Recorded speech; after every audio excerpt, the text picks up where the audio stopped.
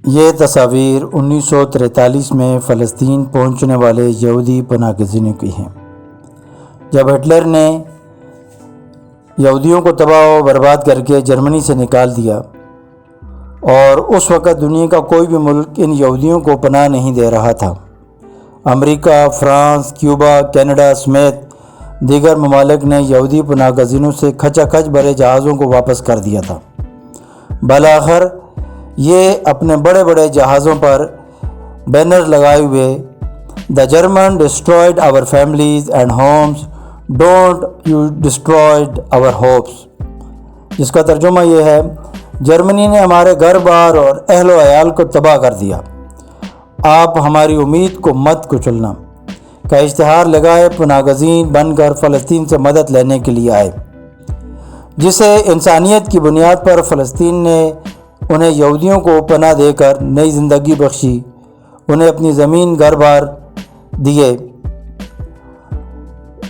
لاکھوں یہودیوں کو ہٹلر نے مارا۔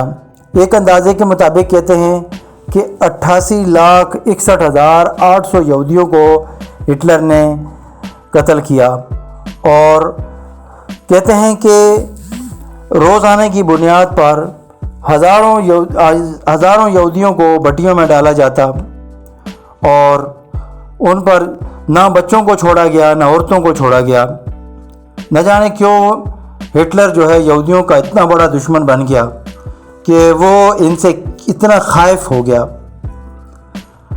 آج یہ فلسطینیوں پر اتنے بم برسا رہے ہیں اور اتنا ظلم کر رہے ہیں، اتنی چیخیں نکلوا رہے ہیں کہ ان کے اندر احساس نام کی چیز نہیں ہے۔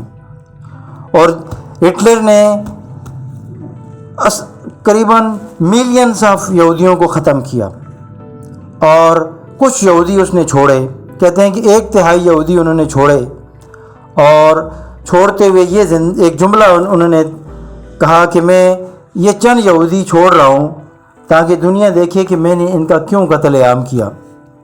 تو آج اگر ہم فلسطین میں دیکھتے ہیں جس طرح یہ فلسطین کے بچوں کا، عورتوں کا اور نوجوانوں کا، بوڑھوں کا قتل عام کر رہے ہیں، ان کو شہید کر رہے ہیں۔ Thanks for watching. Don't forget to like the video. And don't forget to subscribe.